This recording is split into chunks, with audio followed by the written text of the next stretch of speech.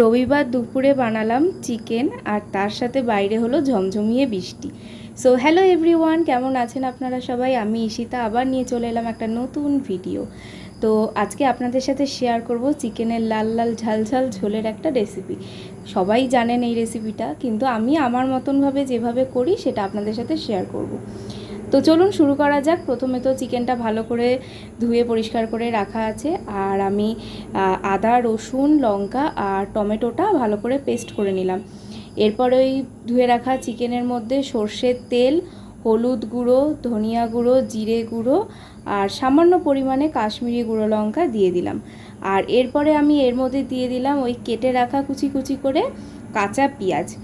এরপর আমি এর মধ্যে দিয়ে দিলাম আদা রসুন লঙ্কা আর টমেটোর পেস্টটা। আর এরপরে আমি এর মধ্যে স্বাদ মতন লবণটা দিয়ে দিলাম। লবণটা আমি শেষেই দিয়েছি। আর এরপর এটাকে মাখিয়ে বেশ কিছুক্ষণ 1 ঘন্টার মতন আমি রেখে দিয়েছিলাম। তো এরপর পাশে আমি আলুটা ভেজে নিলাম। এরপর ওই আলু ভাজার তেলের মধ্যেই কিছুটা সর্ষের তেল দিয়ে 4টে শুকনো লঙ্কা আমি ভালো করে ভেজে নিলাম। তো এরপরে চিকেনটা আমি ওই তেলের মধ্যে দিয়ে দিলাম। আমি একটু তেলটাকে ভালো করে গরম করে নিই, তারপরেই আমি কিন্তু চিকেনটা কষাতে বসাই। তো এরপরে আস্তে আস্তে চিকেনটা আমি কষাতে শুরু করলাম। ঢাকা দিয়ে দিয়ে কষালাম, এতে বেশ সিদ্ধও হয় আর খুব তাড়াতাড়ি তেলটাও ছেড়ে আসে। তো দেখুন এখানে আমার চিকেন কষা প্রায় হয়ে গেছে। এরপর আলু দিয়ে দিলাম। আলু দেওয়ার পরও কিন্তু বেশ কিছুক্ষণ আমি কষিয়ে নিই। আর এর মধ্যে বাইরে শুরু হয়ে গেছে ঝমঝমিয়ে বৃষ্টি। চিকেন কষা হচ্ছে একদিকে, আর এই বৃষ্টি, উফ দারুণ ব্যাপার।